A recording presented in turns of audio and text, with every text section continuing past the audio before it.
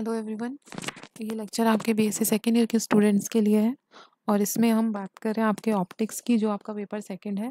तो कल हमने बात की थी interference due to wedge shaped film, तो उसमें हमने जो इंटरफेरेंस की कंडीशन है वो देख ली थी।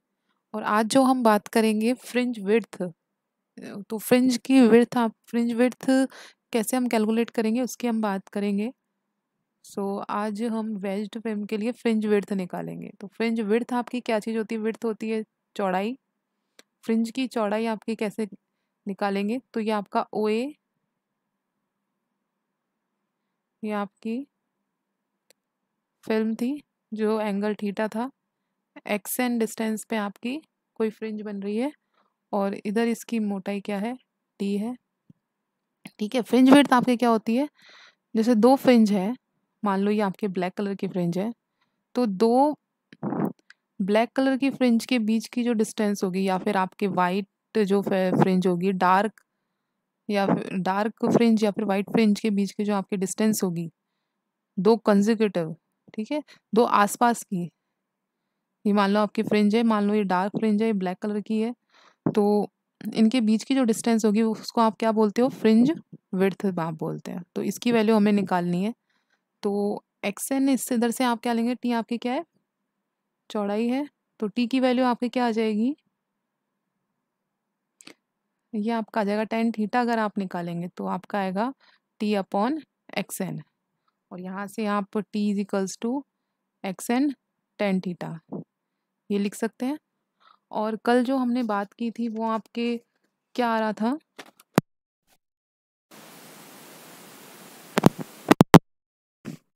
तो आप कोई भी ले सकते हैं। अगर हम ले कंडीशन ब्लैक ले रहे हैं, या फिर आप कंस्ट्रक्टिव इंटरफेरेंस, या फिर दोनों किसी भी इंटरफेरेंस के लिए हम कंडीशन ले सकते हैं। तो यहाँ हम लेंगे two mu T, X N आपके डिस्टेंस है, और टेन थीटा, इधर हमने आपके टी की ये वैल्यू टी की जगह पुट की है। तो एक 1 सेकेंड। तो two mu x N tan theta cos are plus theta equals to 2n-1, ये हमने हमारी nth फ्रिंज के लिए लिखी है। और इनके बीच की अगर हमें डिस्टेंस निकालनी है तो यही चीज़ हम n+1 जो फ्रिंज के लिए लिखेंगे। तो उसके लिए अगर हम लिखेंगे तो एक्स n+1 टेन थीटा, और n की जगह क्या कर देंगे? n+1 cos R plus theta. तो इधर आप क्या आ जाएगा? और n की जगह n+1 रखेंगे तो 2n+1 लैम्डा बाय 2। अब इन दोनों इक्वेशन को हम क्या लिखा देंगे? फ्रिंज विड्थ आपकी क्या होगी उसको हम बीटा से रिप्रेजेंट करेंगे, वो आपकी होगी X N plus one minus X N. ठीक है, इन दोनों के बीच की डिस्टेंस का जो डिफरेंस होगा वो। तो इन दोनों इक्वेशन को हम क्या करेंगे? आपके एक दूसरे में से सब्ट्रैक्ट कर देंगे, घटा देंगे। तो two mu x N plus one minus का x N tan theta cos are plus theta two n plus one lambda by 2। तो ये आपकी कंडीशन आ गई। और बीटा हमारा क्या होता है? बीटा भी हमने बताया कि X N plus X N minus one. तो बीटा की वैल्यू यहाँ से हम कैलकुलेट करेंगे, तो इसकी वैल्यू हम निकाल लेंगे। तो इसको वैल्यू निकालने के लिए हम क्या करेंगे? सॉरी, इसमें से माइनस करेंगे आप इसको, तो आपके पास सिर्फ लेमडा बाय 2 रहेगा। तो ये आपके आ जाएगा lambda two mu tan theta cos are plus theta. तो ये आपकी क्या आ गई? बीटा की वैल्यू, ये आपके फ्रिंज विड्थ आ गई। अब इसमें हम कुछ कंडीशन लगाएंगे। अगर आपका जो आपकी जो इंसिडेंट हो रही है, ये अगर ये इंसिडेंट रही है आपकी, अगर ये नॉर्मल इंसिडेंट हो रही है, मतलब बिल्कुल ऐसे सीधी, ठीक है, कोई एंगल नहीं बना रही है सरफेस से, बिल्कुल ऐसे सीधी इंसिडेंट हो रही है, इसको नॉर्मल इंसिडेंस बोलेंगे। तो आई की वैल्यू आपकी क्या हो जाएगी? 0। तो नॉर्मल इंसिडेंस अगर आपकी हो रही है कोई रे, इंसिडेंट रे, तो आपतित किरण अगर नॉर्मली इंसिडेंट हो रही है तो आपका एंगल आई की वैल्यू क्या हो जाएगी? 0। और आई अगर आपका 0 है तो आपको पता है कि आई इज इक्वल्स टू किसके होता है? आर के। तो आपका आर भी क्या हो जाएगा? 0। तो इधर हम क्या करेंगे? आर इज इक्वल्स टू 0 कर देंगे। तो बीटा इज इक्वल्स टू आपके हो गया lambda two mu tan theta cos theta, ये किसकी कंडीशन है? जब आपकी नॉर्मल इंसिडेंट हो रही है, ठीक है, 0 डिग्री एंगल बना रही है। ओके। और अगर जो थीटा की वैल्यू है वो जनरली आपकी क्या होती है? बहुत स्मॉल होती है, ठीक है। फिल्म आपकी क्या होती है? बहुत थिन फिल्म होती है। अगर वेज वेज है तो बहुत थिन उसकी डिस्टेंस होती है। तो आप थीटा की वैल्यू अगर बहुत स्मॉल है तो बीटा आपका क्या लिख सकते हैं आप? क्योंकि थीटा अगर स्मॉल है तो टेन थीटा आपका किसके बराबर हो जाता है? 1 के। और कॉस थीटा किसके बराबर हो जाता है? लगभग थीटा के बराबर। ओके, तो यहाँ से आप पुट करेंगे तो 2 म्यू थीटा, तो ये आपकी किसकी आ गई है वैल्यू? बीटा। फ्रिंज विड्थ की आपकी वैल्यू आ गई है किस कंडीशन में? जब आपकी वेज्ड फिल्म है। तो किस किस पे डिपेंड कर रही है? एक तो इंसिडेंट रे आपकी वेवलेंथ क्या है, उसकी तरंग दैर्ध्य क्या है, एक आपका मटेरियल किस का रिफ्रैक्टिव इंडेक्स क्या है, और थीटा।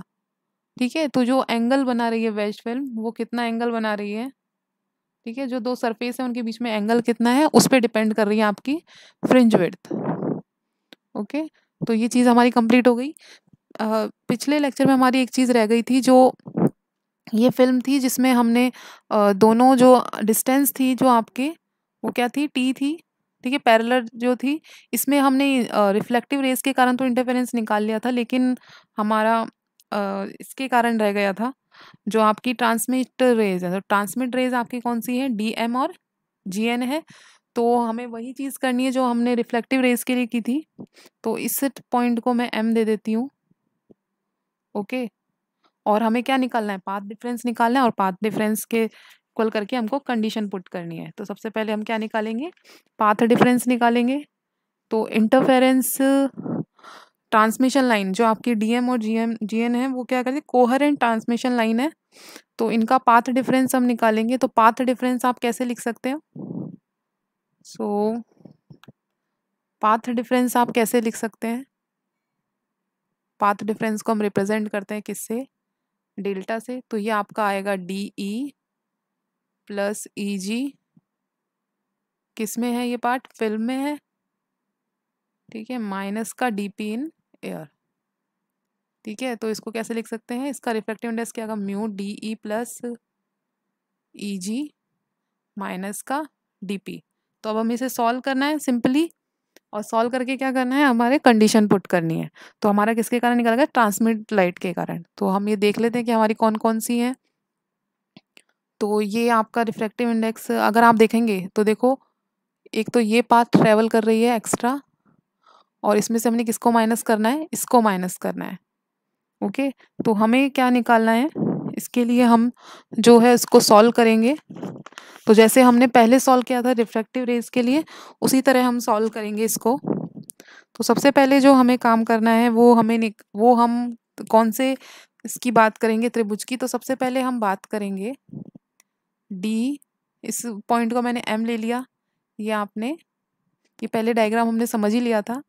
तो डीपी की वैल्यू आपकी क्या होगी? डीपी आप निकालेंगे तो आपके आएगी, इस वाले त्रिभुज की हम बात कर रहे हैं डीपी जी। इस त्रिभुज में हम किसकी वैल्यू निकालेंगे? डीपी की वैल्यू हम निकालेंगे। तो सबसे पहले स्टार्ट हम यहीं से करते हैं। तो डीपी की वैल्यू आप फाइंड आउट करेंगे तो वो क्या आएगी आपकी? डीपी इधर आगे देखते हैं। तो डीपी जो आपके आएगा वो आपके आएगा DP is equals to D G sine I. ठीक है, ये आप निकाल सकते हैं इजीली, लंब बटा कर्ण। तो लंब और कर्ण आपको पता ही है इस वाले ट्राइंगल में। और डी जी को हम लिख सकते हैं D M plus M G sine I.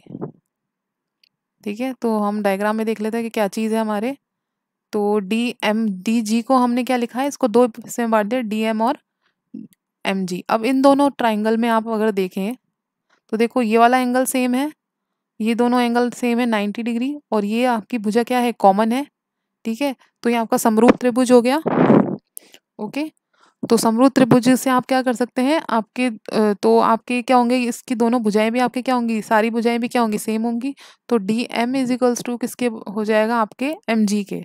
तो D M is equals to M G के हो जाएगा। तो यहाँ हम क्या रख सकते हैं? D P is equals to आपके किसके हो जाएगा? Two D M sine I के। ओके, तो ये चीज़ हमारी हो गई। और आपको पता है कि डीएम, तो वापस हम त्रिभुज देखेंगे कौन सा, तो इधर से आप डीएम की वैल्यू निकाल लेंगे। इस वाले त्रिभुज की अगर हम बात करेंगे तो इधर से आप डीएम की वैल्यू निकाल लेंगे, तो आपका D M upon E M आपके किसके बराबर है, 10R के बराबर आ जाएगा। ठीक है, इधर से हम क्या कर देंगे, डीपी में ये वैल्यू पुट कर देंगे। तो डीपी में अगर आप ये वैल्यू पुट करेंगे तो 2EM 10R साइन आई, और 10R को आप क्या लिख सकते हैं, देखो, और ईएम आपके, ईएम की जगह आप क्या लिख सकते हैं, ईएम आपका क्या होगा, देखो ये डिस्टेंस आपकी ईएम है, तो दो प्लेन्स के बीच में आपकी जो दो परत है लेयर, उनके बीच की डिस्टेंस क्या है, टी। तो ईएम की जगह आप लिख सकते हैं टी, तो इसको हम बाद में पुट कर देंगे साइन आर और कॉस आर साइन आई, और ईएम की जगह क्या पुट कर देंगे, T sine R cos R upon into sine I.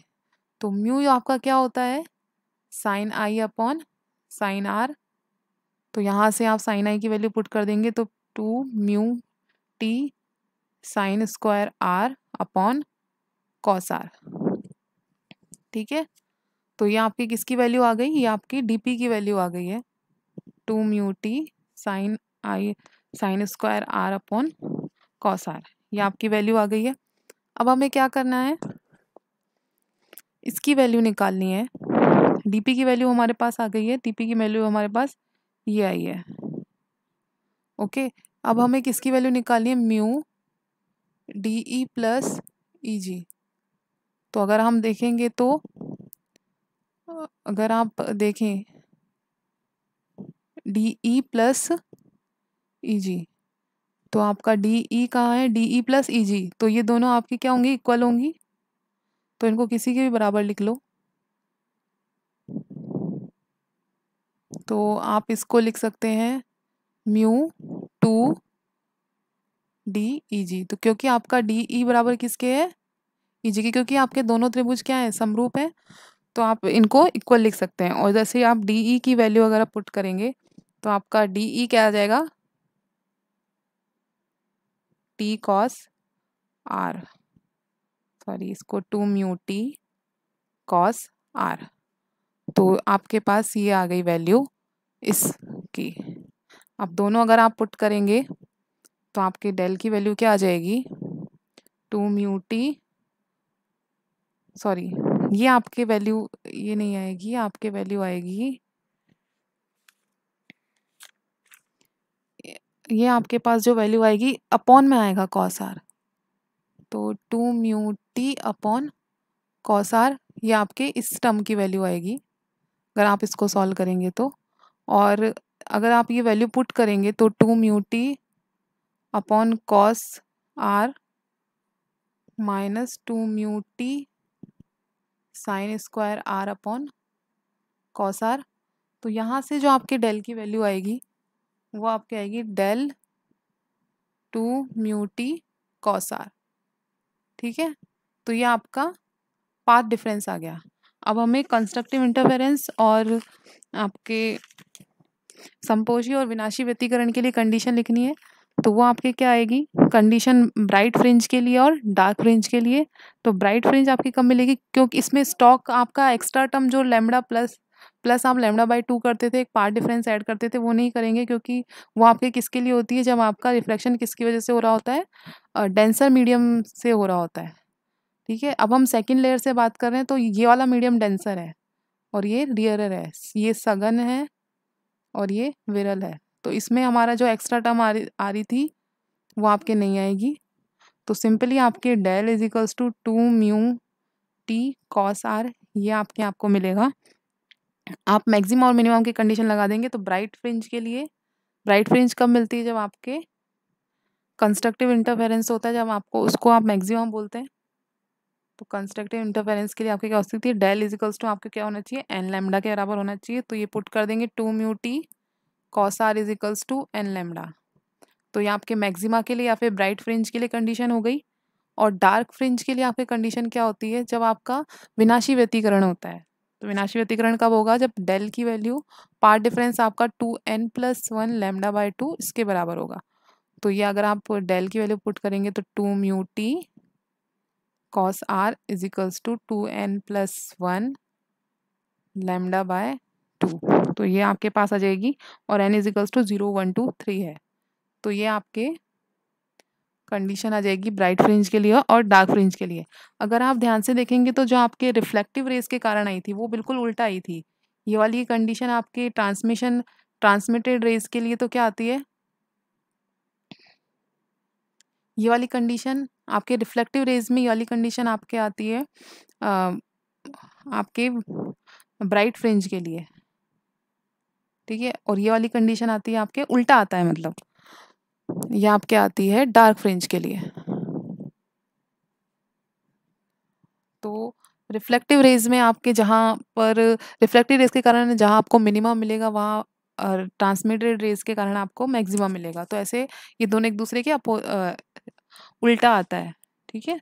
तो इस तरह से आप याद कर सकते हैं। तो आज का लेक्चर बस इतना ही है, और जो कल हाँ जो आपका क्वेश्चन है आज का वो आपके है कि फ्रिंज की जो थिकनेस है, आप इक्वल फ्रिंज ऑब्जर्व कर रहे हैं जो वेज शेप्ड की है, और जो वेज्ड एंगल आपको दे रखा है, एक वेज्ड आपको शेप्ड की फिल्म दे रखी है जिसका वेज्ड एंगल थीटा की वैल्यू आपको दे रखी है 30, और फ्रिंज की स्पेसिंग कितनी है 1.35 मिलीमीटर, और वेवलेंथ जो हमने यूज़ की है लाइट की इंसिडेंट की वो 6000 एंगस्ट्रॉम है। तो आपको क्या याद करना है, म्यू की वैल्यू याद करनी है। तो ये बहुत इजी क्वेश्चन है, तो इसको आपको करना है। सो आज के लेक्चर में बस इतना ही। Thank you.